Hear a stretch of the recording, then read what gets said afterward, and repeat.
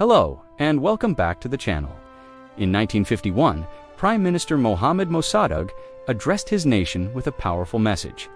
Today, we are going to take the first step toward the goal of complete independence and full employment by taking over the oil industry. He didn't know it at the time, but this would be one of the last major speeches of his life. Mossadegh's decision to nationalize Iran's oil industry threatened Britain's post-war dominance, and the West moved swiftly to remove him from power. Overthrowing Mossadegh was just the latest chapter in a dramatic series of events set in motion by a single decision made more than 50 years earlier. In 1901, British businessman William Knox D'Arcy met with the ruler of Persia, Mozaffar al-Din Shah. Britain was eager to secure its interests in the region. It set its sights on Persia, a strategic crossroads linking Europe, Asia, and Africa. The Shah, meanwhile, needed urgent funds to rebuild his kingdom after years of war with Russia and to maintain his lavish lifestyle. According to the deal they struck, D'Arcy would receive exclusive rights to explore for oil across most of Iran in exchange for just £20,000. The Anglo-Persian Oil Company quickly began surveying the land for signs of oil. But it would be nearly 7 years before they struck black gold. On May 1908, at a remote location called Masjid Sulayman, a small team of British engineers hit one of the world's largest petroleum deposits. D'Arcy had finally found what he came for, but his discovery would also change the course of history forever. By the early 20th century, the world had become enamored with oil, an energy source that powered new technologies and drove industrial growth. But unlike many regions, the Middle East had yet to capitalize on this commodity. Then D'Arcy came along and tapped into Iran's vast oil reserves, setting the stage for the modern Middle East. But it wasn't easy. Now that they proved that oil existed in commercial quantities, D'Arcy's team had to find a way to transport it out of the country. They decided to build a pipeline from the oil fields near Masjid Sulayman to the Persian Gulf Coast, where they could load tankers bound for Europe and beyond. To make matters even more challenging, much of Iran's terrain is mountainous, making construction difficult. But engineers pressed on, laying thousands of feet of pipe through rugged terrain. It was a massive undertaking. But as the first oil tanker arrived in 1911, carrying 2 million barrels of crude oil, it was clear the effort was worth it.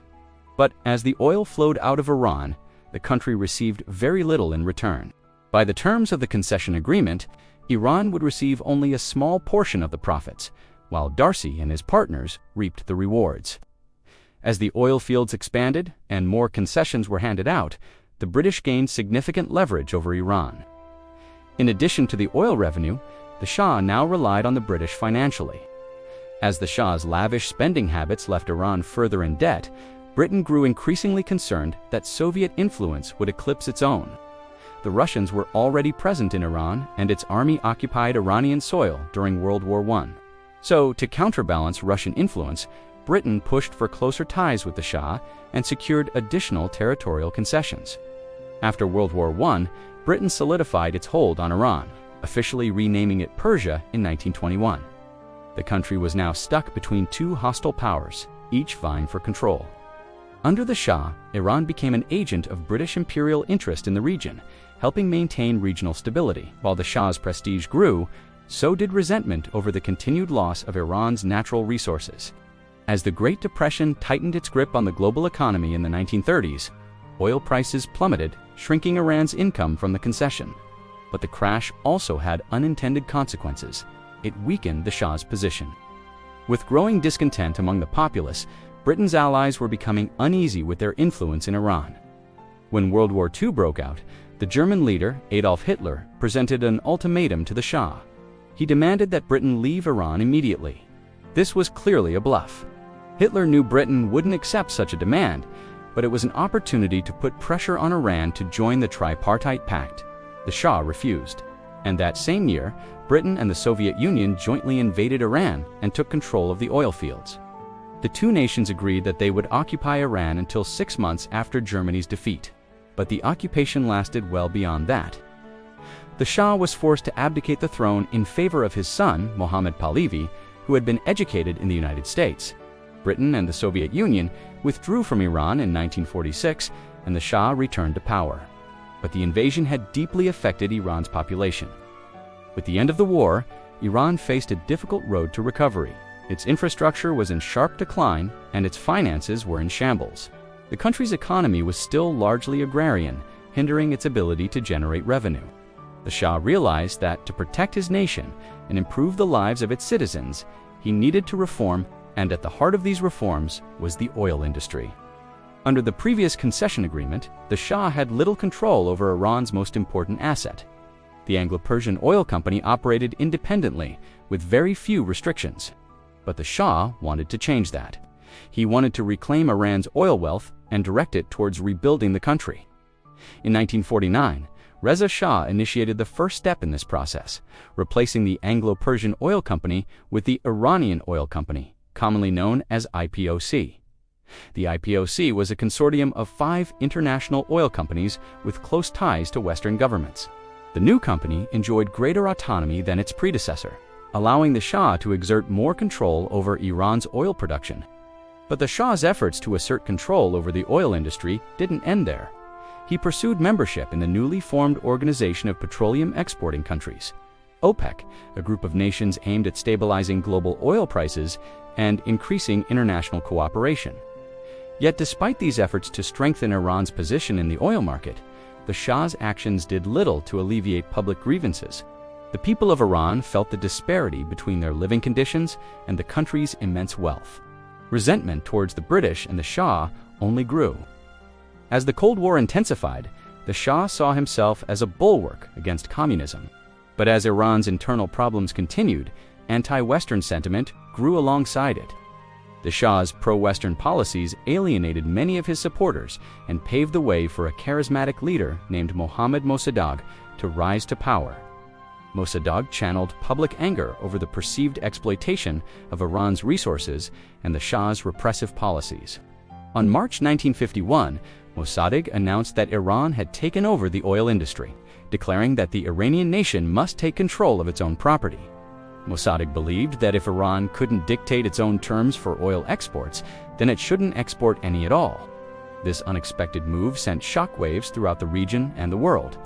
Britain, which had relied on Iranian oil to fuel much of its industrial growth, was dealt a serious blow. The nationalization of the oil industry threatened Britain's post-war economic recovery. As the price of oil rose, so did the cost of heating homes and fueling industries. With the loss of access to Iranian oil, Britain's economic outlook darkened. But the impact went beyond just Britain. The nationalization of Iran's oil triggered a broader shift in the Middle East. Other countries began to question the fairness of Western-backed oil deals and sought to regain control of their natural resources. For Iran, the nationalization of its oil industry was a pivotal moment. It marked a shift in power, moving away from a reliance on foreign companies and towards self-determination. Yet despite this shift, the lasting impact of the D'Arcy concession remained. Iran's oil wealth failed to trickle down to the average citizen. Instead, it largely benefited the government and a small elite class. Today, Iran sits on over 200 billion barrels of oil, according to estimates by the U.S. Energy Information Administration. But the country faces numerous challenges in accessing these resources.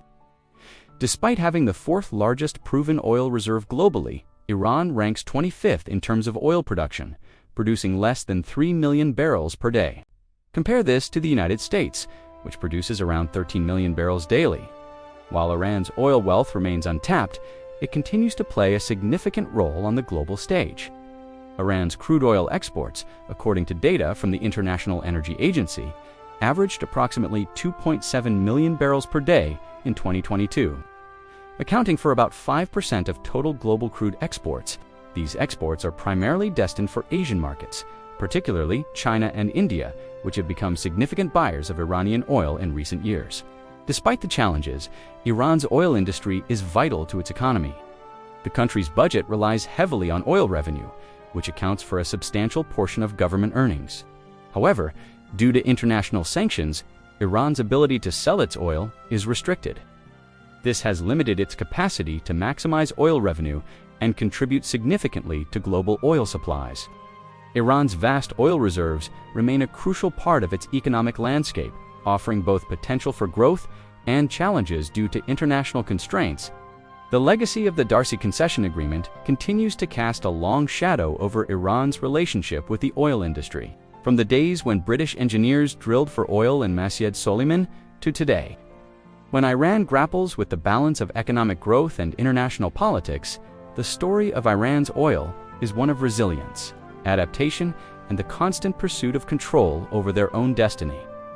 Now, let's get to your questions. Thank you so much for watching.